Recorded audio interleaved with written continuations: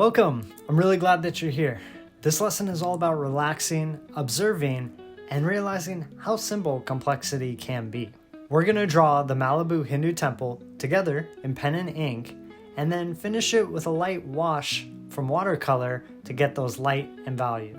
It looks ornate at first glance, but I'll guide you step by step. You'll see how every dome, tower, and carving can be built from simple shapes. By the end, you'll not only have a beautiful sketch, you'll understand how to approach any detailed subject with calm confidence. So get comfortable, take a deep breath, and let's begin. Here's what you'll need: a pencil for the initial layout, a waterproof fine liner, I'm using a 1.0, and a small watercolor set for values later. You don't need anything fancy. Just make sure your ink is waterproof so that your washes don't bleed. I'll also keep a small water brush nearby. It's convenient for quick value work. Once you're set up, we'll begin lightly with pencil. All right, let's start lightly with pencil. Grab your pencil and just start scribbling on the page. I always like to begin by finding the big shapes first. Typically a rectangle for the base, triangle for the roof line, tower, and circles for domes, especially the one that we're going to be drawing today. Think of it kind of like stacking blocks. Keep it loose, simple, no details yet. Right now the goal is balance, composition, and getting a feel for what it is that we're drawing. Also, I invite you to pick your favorite playlist, music, maybe grab a cup of coffee or a tea or something to help increase your level of comfort while we draw. It helps assist in the relaxation and altogether overall drawing process.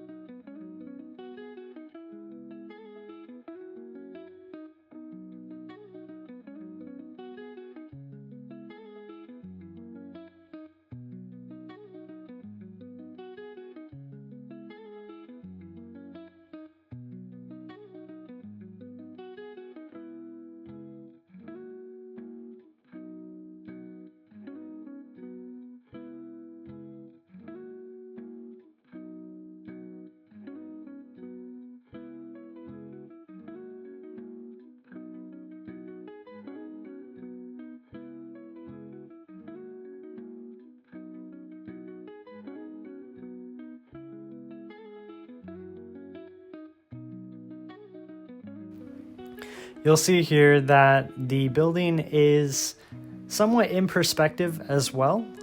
You'll notice that the lines are angled down towards the right and left sides of the page. You can do this by finding a horizon line, which I have drawn very lightly at the bottom, and then imagining two vanishing points over to the left and right sides of the page. In our imagination, the vanishing points are somewhere further off the page. They would be somewhere on the desk, and all the lines are parallel, converging to these vanishing points.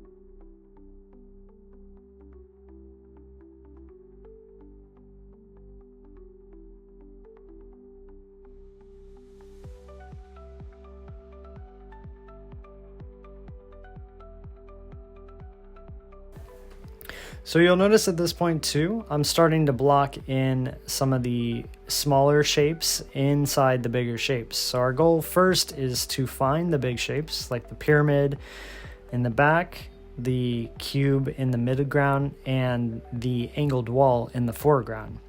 This helps to define the overall shape and the proportion of the image and the structure itself. These are also considered our primary details, what's actually being read by the viewer when we create this drawing.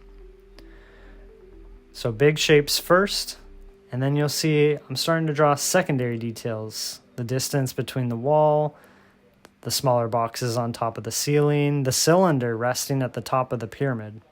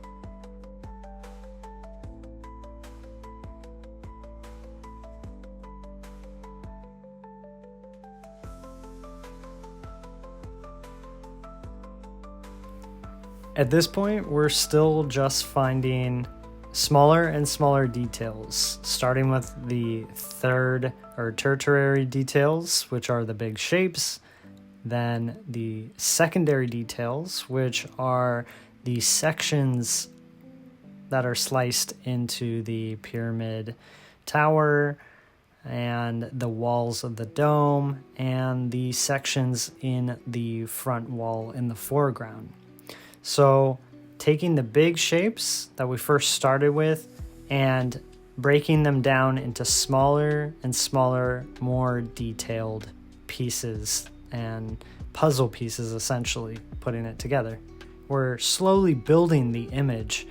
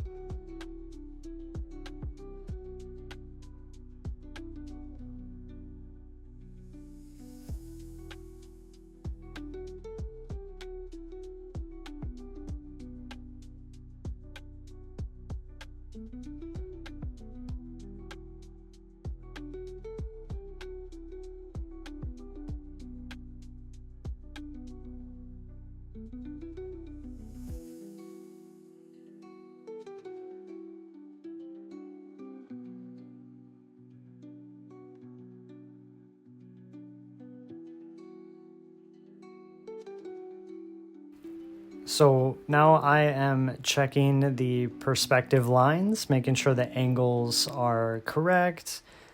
I'm cleaning up a little bit of the pencil lines just so I can see the overall big shapes a little easier.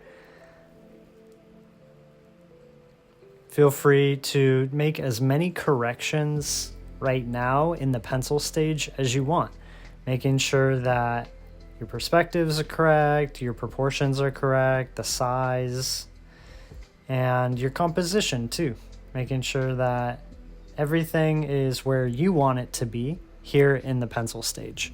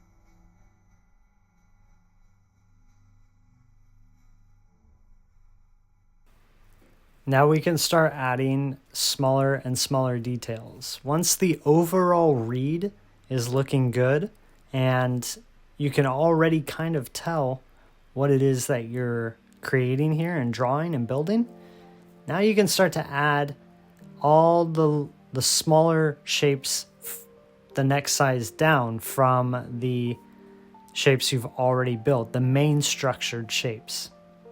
This is the fun part and how it starts to become a little more exciting as we get to draw all the intricacies.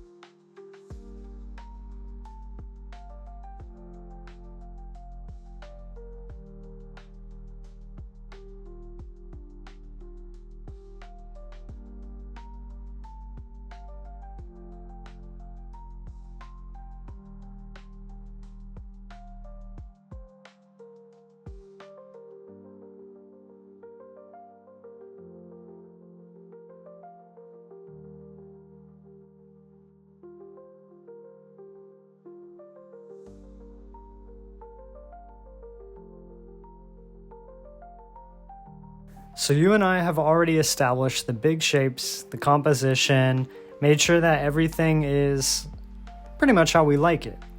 Now we're going to start adding the shadow, just as an idea for our brain to read the 3D shapes a little better.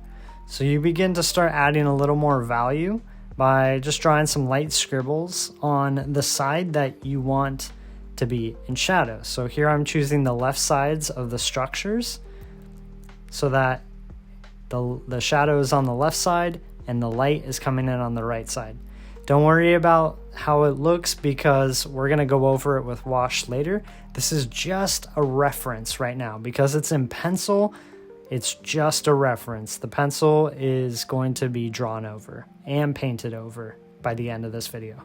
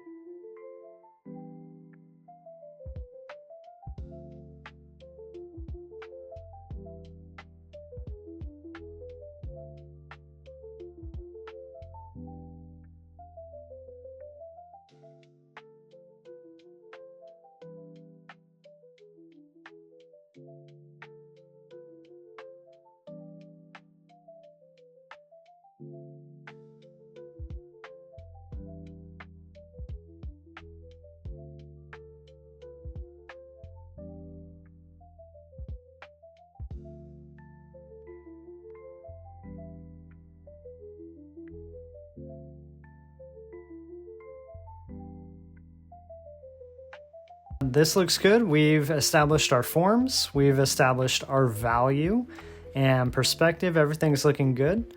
So at this point, you should be able to grab your pen and we can start inking. The pencil, again, is not super detailed because we just wanted to establish the main read. Now we can go in with the pen and start adding details and flourishes and any sort of detail and creative licensing that you would like to add to your drawing.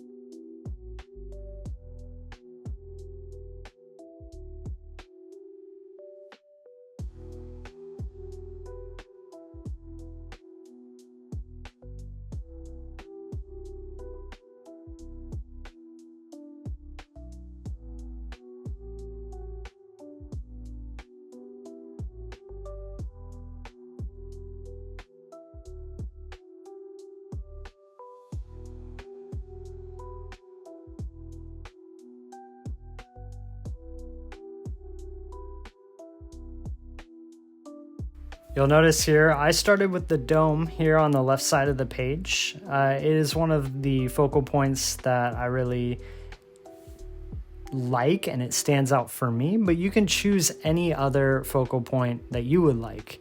Anything that you want to really stand out and jump out at you. Basically, we're tracing over the pencil lines that we initially drew, referencing the photo up in the left hand of the video or the digital copy that you got with this download, and add the details that you want to add to your drawing.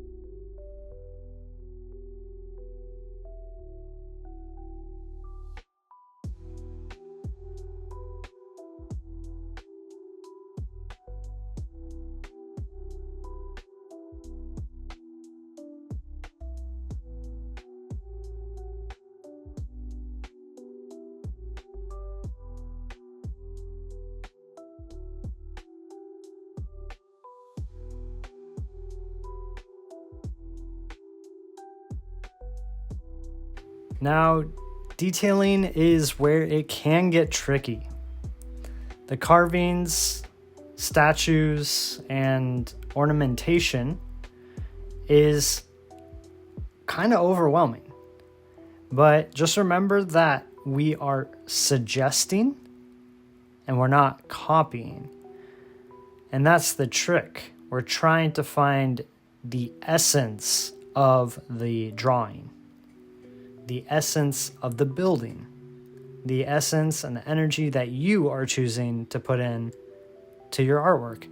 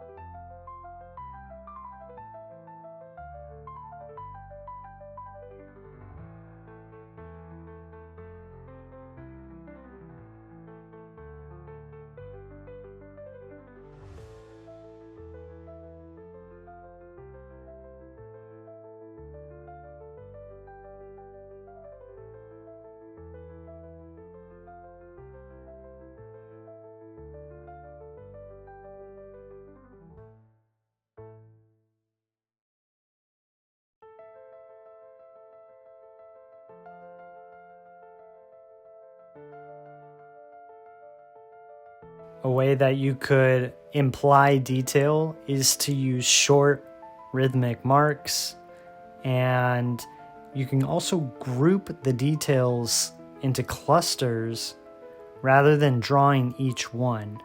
Again, suggesting the detail. It's really beneficial to leave some areas open because that negative space actually helps the viewer imagine more than you could ever draw.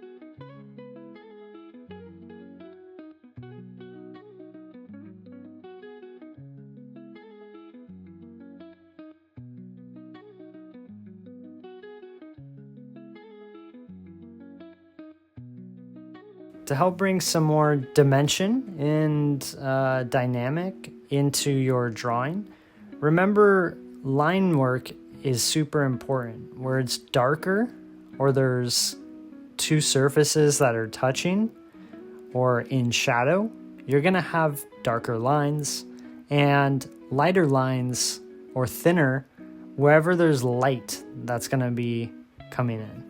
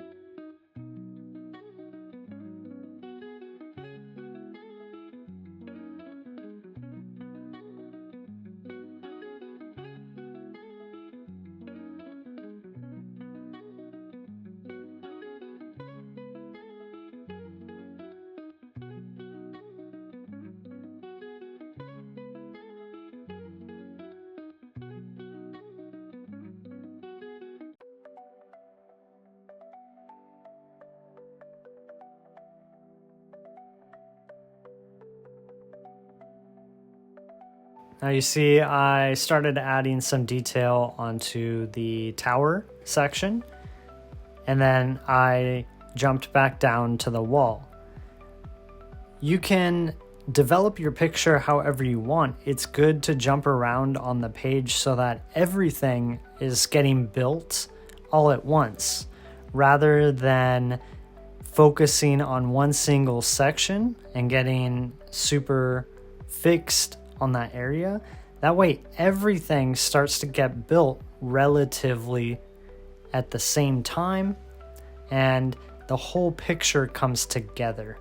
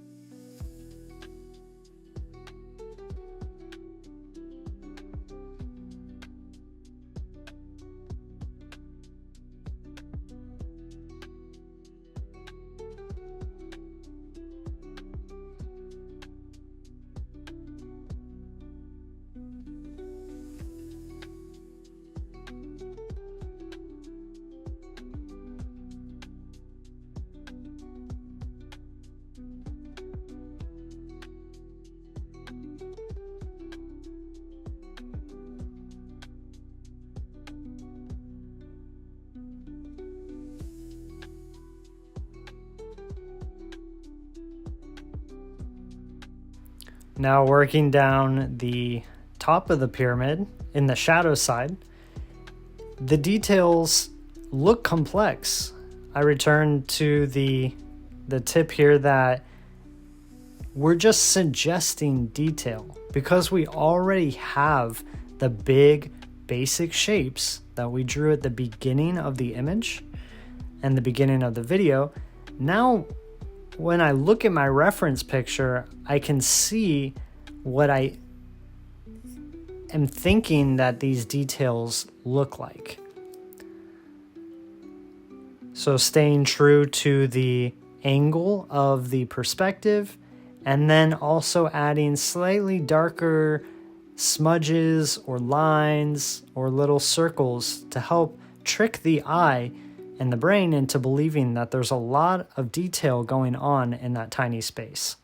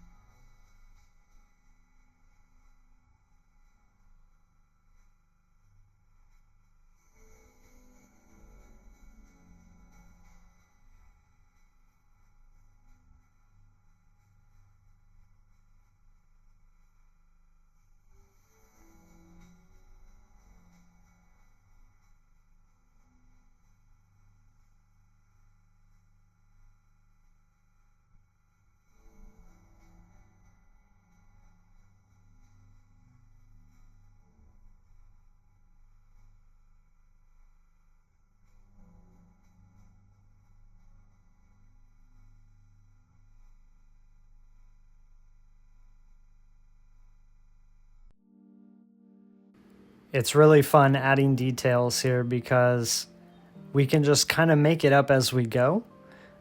Keep referencing the picture to get a general idea of what the detail is that you're looking at.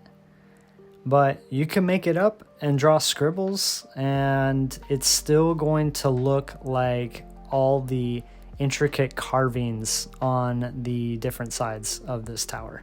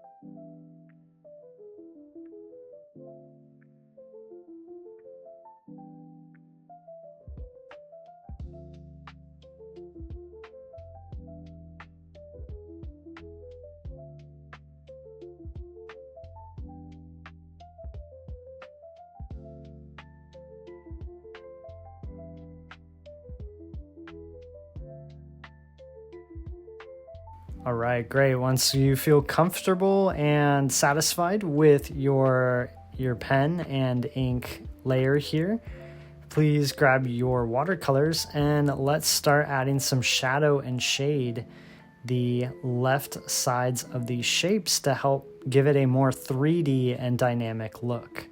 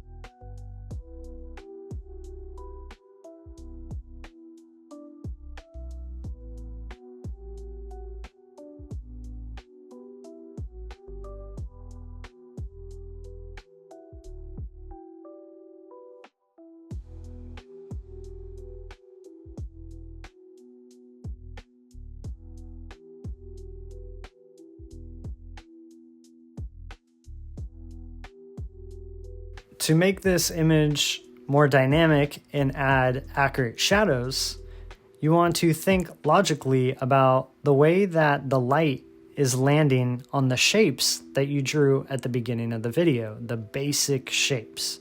The details, again, don't really matter as much. The idea is to accurately shade the sides of the shapes that you drew earlier. So in this case, we're going to use the reference photo that we have, and we're going to copy the shadow patterns.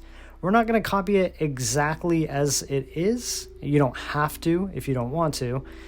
But what I'm doing is just interpreting the shadow that I'm seeing in the reference photo.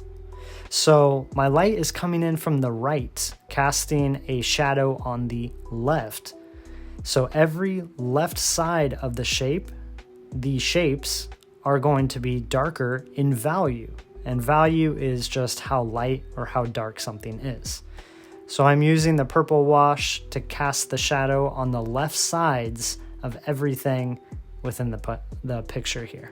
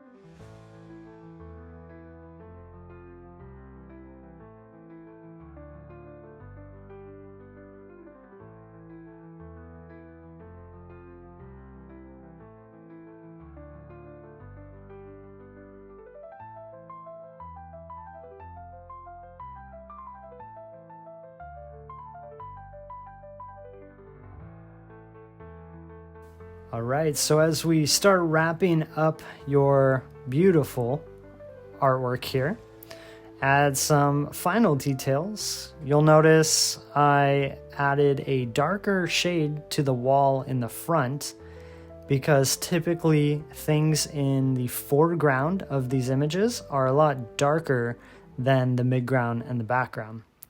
And in theory, everything should get lighter as it recedes away from the viewer.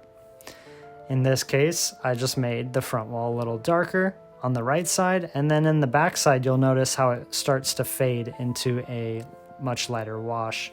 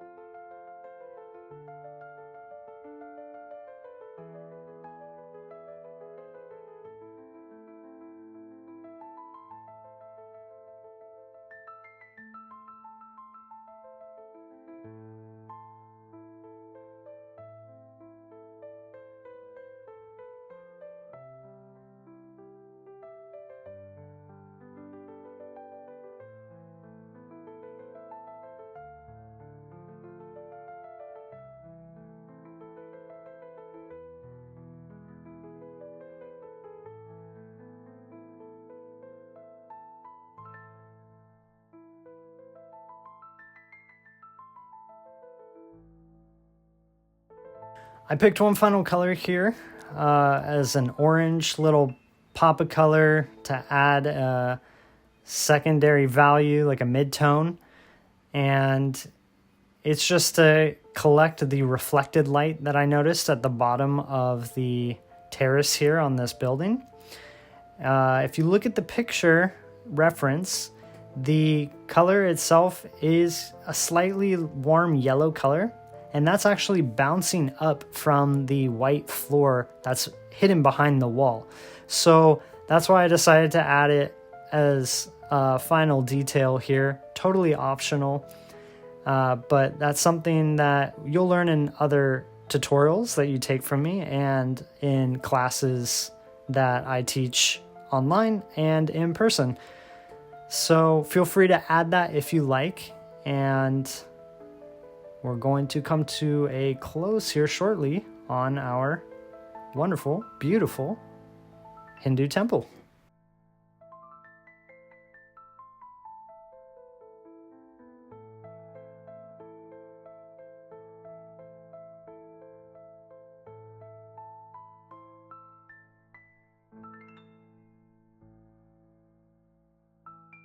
And last but not least, remember to sign your artwork, give it a date, give it a name, and claim it as yours.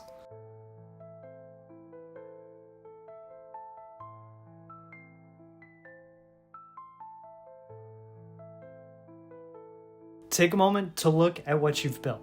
Something that once seemed too complicated is now simple, and it's yours. You learn to see structure, suggest detail, and to trust simplicity. That is the real lesson. Thank you for drawing with me today. I hope this process gives you peace, confidence, and inspires you to carry that with you every time you sit down to draw. If you enjoyed this session, there's more waiting for you.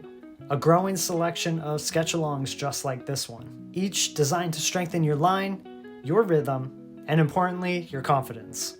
You can explore them anytime in the On Drawed library, or join our small community of artists where we share progress and reflections from projects like this. And if you ever want personal feedback, or just to show what you've created, you can always reach out directly. I love seeing your work and helping you grow. Until the next session, keep your sketchbook open and keep noticing the beauty hiding in simple shapes.